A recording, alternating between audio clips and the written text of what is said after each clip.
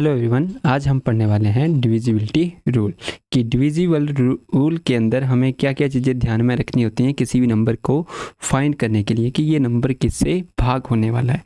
तो सबसे पहले हम बात करेंगे 2 से। डिविजिबिलिटी रूल 2 का कहता है कि किसी भी नंबर में एंडिंग में मुझे या तो 0 मिले या तो मुझे क्या मिले, इवन नंबर मिले। यानी कि अंतिम अंक क्या होना चाहिए, 0 या फिर क्या होना चाहिए, सम संख्या। यानी कि वो 2 से क्या होगी, फिर आपकी भाग होती है। कभी भी आपको लास्ट में इवन नंबर मिल जाए, जैसे कि हम बोलेंगे 232, क्या ये 2 से भाग होगा? बिल्कुल जी हो जाएगा, क्योंकि 2 है लास्ट में। इसके पीछे चाहे 1 आए, चाहे 2 आए, चाहे 3 आए, चाहे 4 आए, हमेशा ही 2 से क्या हो जाएगा, भाग हो जाएगा। ठीक है जी। तो ये पूरा का पूरा नंबर 2 से क्या हो जाता है, भाग।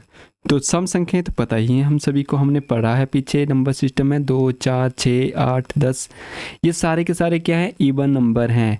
और लास्ट में कभी 0 आ जाए तो वो भी क्या होती है, आपकी सम संख्या ही मानी जाती है। यानी कि बहुत सारे के सारे नंबर क्या होते हैं, 2 से भाग होते हैं। ये तो बिल्कुल ईजी था। चलिए, इम्पोर्टेंट है आपका 3 के लिए। जब भी मुझे 3 का डिविजिबिलिटी रूल चेक करना होता है तो मुझे कुछ भी चेक नहीं करना है। जो भी नंबर दे रखे हैं उन संख्याओं का ना जोड़ कर देना है। जैसे 8 और 5 13, 13 और 2 15, 15 में 3 जोड़ेंगे तो 18। अब मुझे बस ये चेक करना है कि क्या 18 3 के टेबल में आता है, तो बिल्कुल जी आता है 3 के टेबल में। तो मतलब क्या है, अगर ये 3 के टेबल में आता है या 3 से भाग हो जाता है तो ये पूरा नंबर भी मुझे 3 से क्या हो जाएगा, भाग हो जाएगा। एग्ज़ाम में हमें पूरे इस नंबर को काटने नहीं बैठना है। पहले मैं 3 से काटूंगा, फिर 5 को काटूंगा, फिर 2 को, या भाग करने नहीं बैठूंगा। ठीक है जी। या फिर इसे और छोटा करना हो तो 8 और 1 9 भी लिख सकते हैं। 9 क्या 3 के टेबल में आता है, तो बिल्कुल जी आता है। अगर ये भाग हो जाए तो ये नंबर भी भाग हो जाएगा। अगले वाले नंबर को भी देख लेते हैं। 5 और 3 8, 8 और 3 11, 11 और 7 यहाँ से भी 18, तो 18 भी 3 के टेबल में आता है। तो 8 1 9 यहाँ से भी कर सकते हैं, ऐसे भी। 5 और 1 6, 6 6 12, 12 और 3 15, 15 6 21, 21 और 2 करेंगे 23 और 1 24, 4 और 2 करेंगे तो 6। तो ये देखिए 3 के टेबल में 6 आता है, या तो ये भी 3 के टेबल में आता है। ठीक है, तो हम बोलेंगे कि ये नंबर भी क्या है, 3 के टेबल में आता है, यानी कि 3 से भाग हो जाएगा। तो 3 का डिविजिबिलिटी रूल क्या है, जल्दी से मैंने क्या किया चेक, 4 3 7 और 2 9, यानी कि इनको जोड़ दिया, जोड़कर मेरे पास आया 9, जो कि क्या है 3 से क्या हो जाता है, भाग होता है। तो मतलब क्या हुआ इसका कि 432 जो है 3 से भी भाग होंगे। तो हमने कैसे चेक किया, सभी नंबर्स को प्लस किया। अब देखिए डिविजिबिलिटी नंबर 4 है, इम्पोर्टेंट है ये भी। तो जब भी ना 4 आए कभी भी, तो मुझे कुछ भी नहीं करना है, लास्ट के 2 डिजिट को उठाना है। लास्ट के 2 डिजिट को उठाना है और उन्हें 4 से क्या करना है, भाग कर देना है। अगर वो भाग हो गए तो मतलब पूरी की पूरी संख्या भी क्या हो जाएगी, 4 से भाग हो जाएगी। जैसे कि ये पूरा नंबर है, तो मैं इस पूरे नंबर को 4 से भाग करने नहीं बैठूंगा कि मैं पहले 4 से इसको काटूंगा, फिर 4 दूनी 8, 4 एकम 4, फिर आगे वाले नंबर को देखूंगा।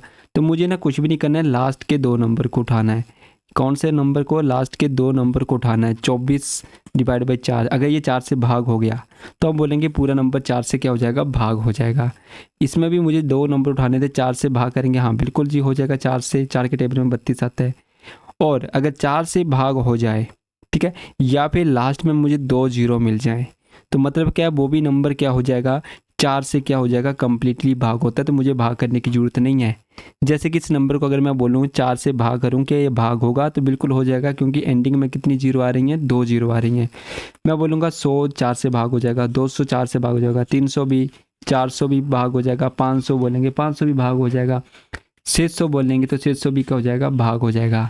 यानी कि जिसके भी एंडिंग में 2 0 आ जाए तो वो 4 से क्या हो जाता है, भाग।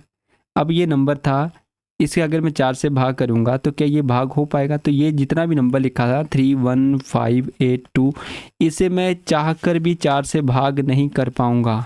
ये 4 से आपका भाग नहीं होता है।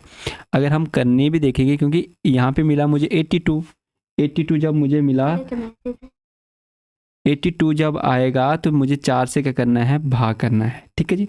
तो मैं देखूंगा 4 दूनी 8 और फिर आपका 0, यानी कि ये नंबर पूरी तरीके से भाग नहीं हो रहा है। तो ये भाग नहीं हो रहा है, तो हम क्या करेंगे, पूरा का पूरा ये जितना भी नंबर लिखा है ना, ये भी भाग नहीं होगा फिर। तो मुझे यही इसी नंबर को देख कर क्या कर देना है, छोड़ देना है। ठीक है जी। आगे नंबर है 08, तो ये हमें 4 से करना है। 4 से काटेंगे तो 2 पे चला जाएगा 08, ठीक है। तो ये भी नंबर 4 से क्या हो जाएगा, भाग। बस एक नंबर ऐसा था जो 4 से भाग नहीं होगा इस पूरे नंबर में। ठीक है। अब देखिए जिस प्रकार से 4 का पढ़ा था वैसे हम 8 का भी पढ़ते हैं, बट वो 8 के अंदर देखते हैं। पहले 5 का देख लेते हैं कि 5 का डिविजिबिलिटी रूल क्या है।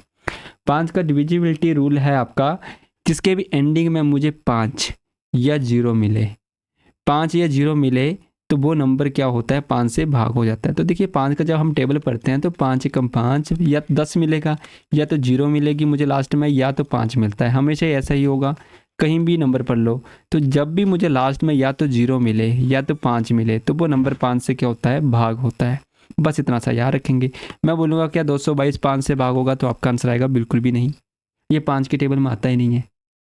5 के टेबल में हमेशा एंडिंग में क्या मिलता है मुझे, अंतिम अंक या तो 5 मिलेगा या तो 0 मिलेगी। वही नंबर 5 से क्या होगा, भाग होगा। तो ये 5 का डिविजिबिलिटी रूल क्या बोलता है कि मुझे क्या याद रखना है, कि लास्ट में मुझे क्या याद रखना है, या तो 5 आएगा या तो 0 आएगा। ठीक है जी।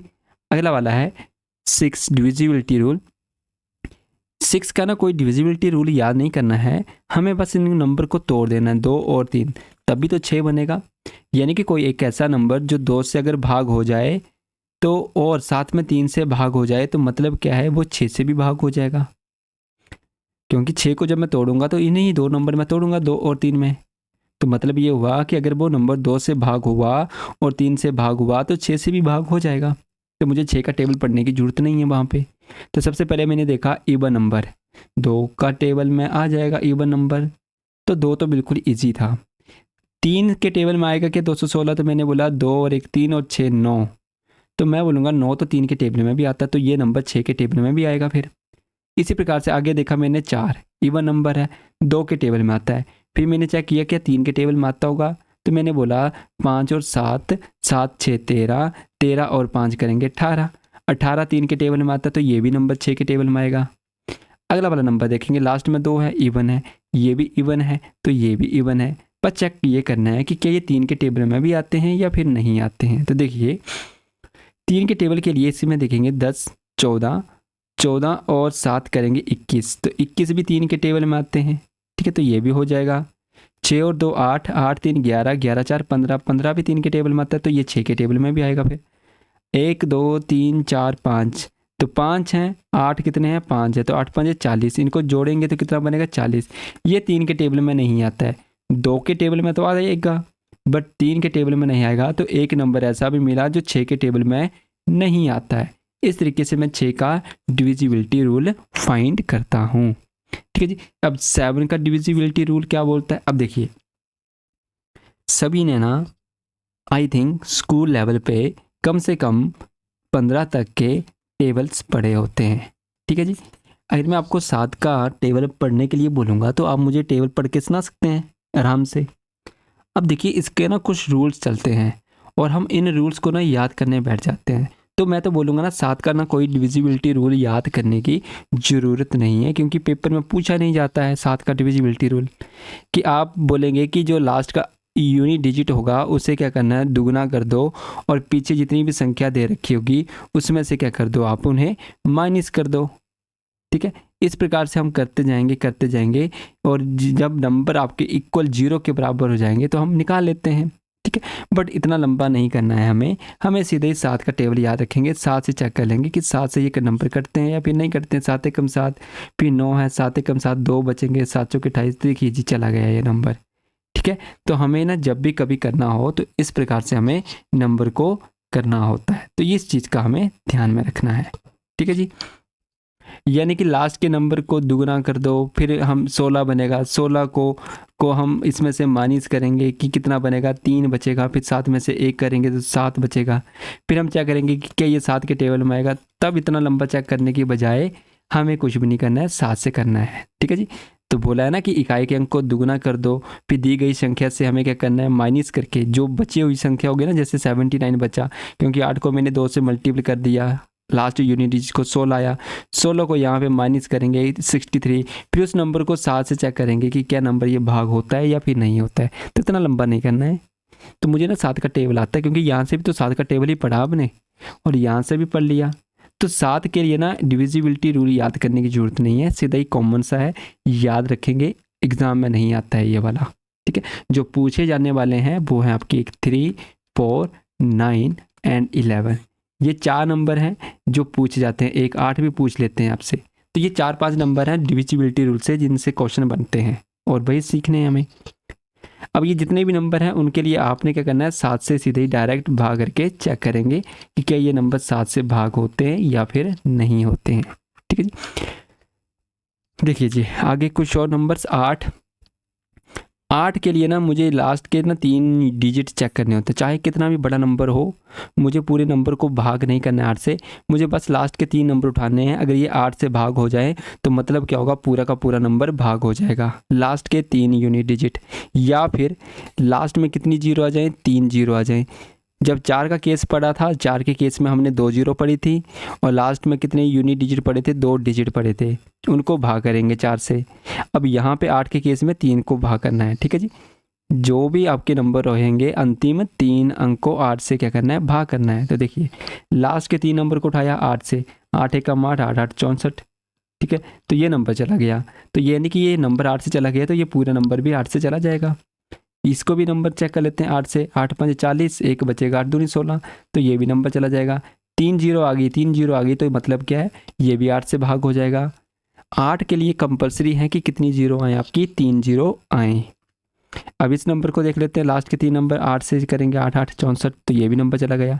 इसे करेंगे 8 8 64, 64 8 512, तो ये भी नंबर चला जाएगा। ये सारे नंबर 8 के टेबल में आते हैं। कैसे पता किया मैंने, जल्दी से लास्ट के 3 डिजिट को उठाया, नंबर आपका भाग किया 8 से, 8 से भाग हो गए तो मतलब क्या, पूरा नंबर ही डिविजिबल हो जाएगा। अब देखिए इंपॉर्टेंट है 9 वाला, यहाँ से क्वेश्चन बनते हैं।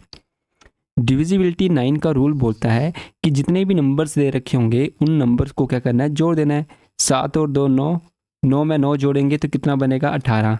18 को अगर हम 9 से भाग करेंगे तो ये 9 से भाग होना चाहिए, तो अगर ये भाग हो जाए तो हम बोलेंगे 9 से भाग हो जाएगा। 4 2 6, 6 और 3 9, 9 2 11, 11 4 15, 15 और 3 18, 18 भी 9 के टेबल में आते तो 9 से भाग हो जाएगा। पूरा नंबर ये 9 से भाग हो जाएगा। तो मैंने पूरे नंबर को चेक नहीं किया, मैंने क्या किया, प्लस किया। क्यों किया प्लस, क्योंकि हम बड़ी जल्दी से क्या कर लेते हैं, भाग करने से भी जल्दी प्लस कर लेते हैं, तो इसलिए हमने क्या किया, प्लस किया।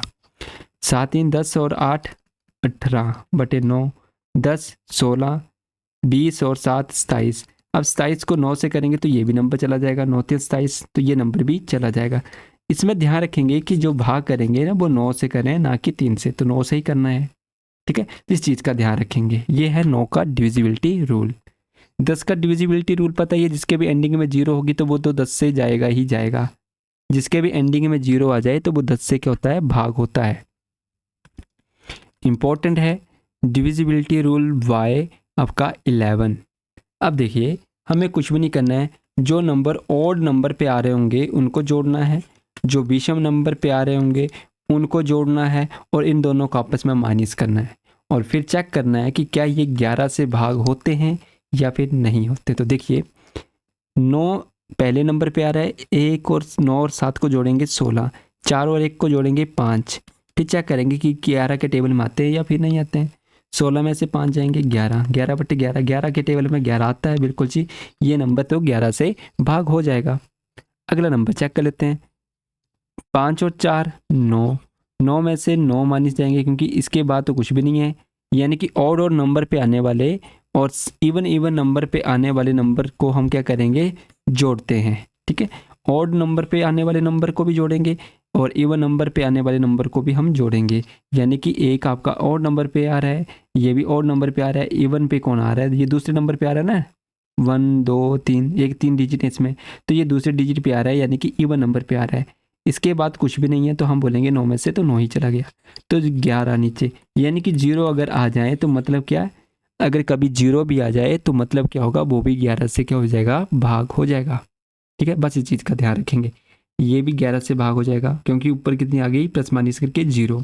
9 और 3 12, 8 और 3 15, डिवाइड बाई 11 करेंगे तो ये -3 डिवाइड बाई 11 आ जाएगा, तो ये नंबर नहीं होगा।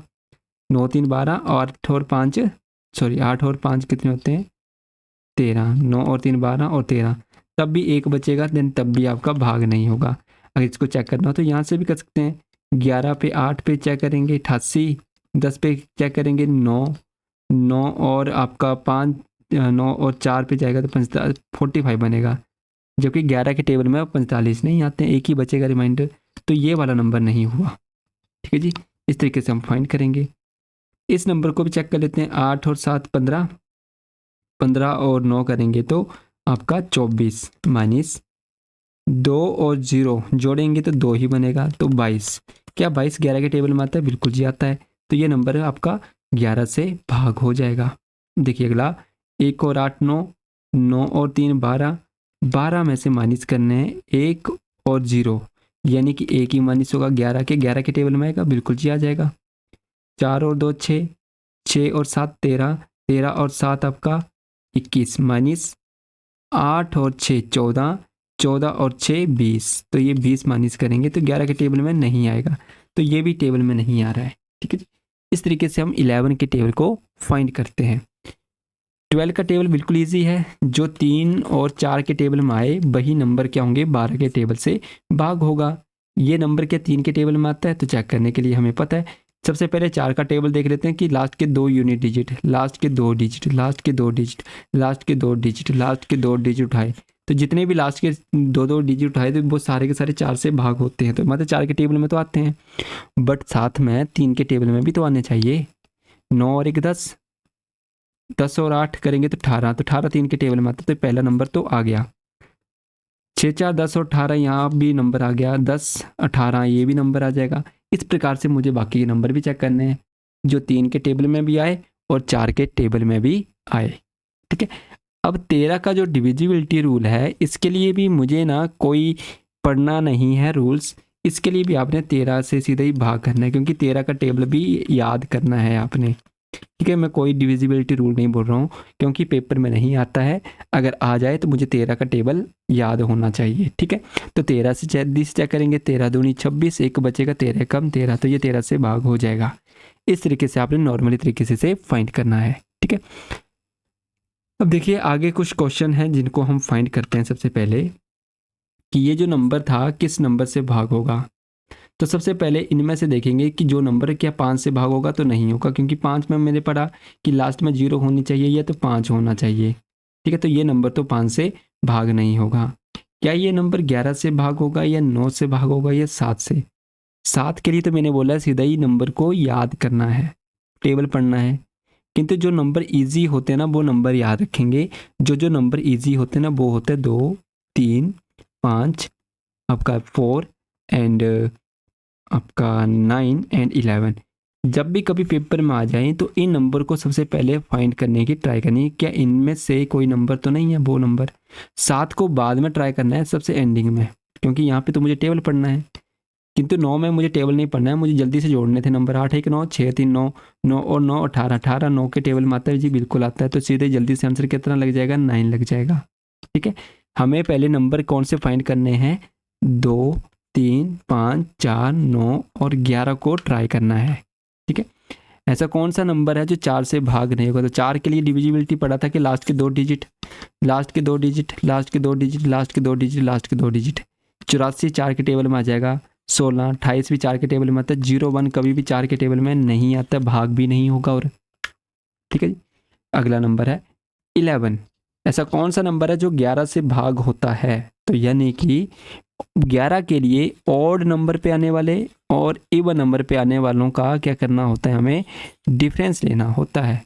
जितने भी ऑड नंबर पे आएंगे उनको जोड़ेंगे, जितने भी इवन नंबर पे आएंगे उनको भी जोड़ेंगे, डिवाइड बाय फिर 11 करेंगे कि 11 से चेक करेंगे कि होगा या नहीं होगा। तो देखिए सबसे पहले 3 और 3 6, 5 और 6 करेंगे तो 11, तो ये तो नंबर नहीं आएगा, 5/11 बनेगा तो नहीं आया।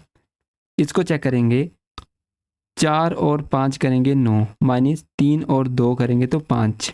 ठीक है जी, तो यहाँ से बना 4/11, तो 11 के टेबल में 4 भी नहीं आया। इसको चेक कर लेते हैं, 8 और 7 15, माइनस 4 प्लस 0 करेंगे तो 4, डिवाइड बाई 11, 11/11। देखिए जी ये आ गया, तो आंसर क्या बन गया, सी बन गया मेरे पास यहाँ पे। इस तरीके से हम फाइंड करते हैं। Very very most important question, ऐसा ही क्वेश्चन हमें देखने को मिलते हैं।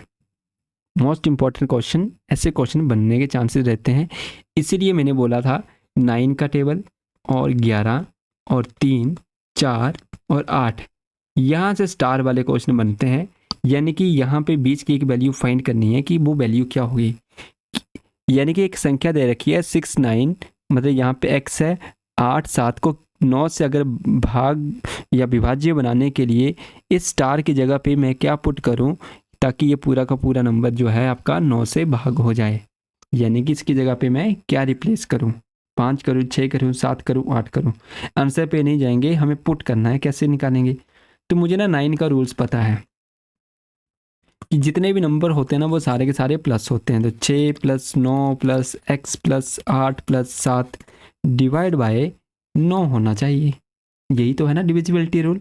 यानी कि जितने भी डिजिट दे रखे होंगे उन सभी को क्या करना होता है, प्लस करना होता है। तो देखिए 6, 9, 15, 15, 8, 23, 23, 7, 30, 30 में कितने जोड़ें कि वो 9 से भाग हो जाएं। तो मुझे पता है 9 के टेबल में 36 आता है, तो 6 जोड़ेंगे तो 36 डिवाइड बाई 9, तो ये बन जाएगा। तो यानी कि मैंने क्या जोड़ा, 6।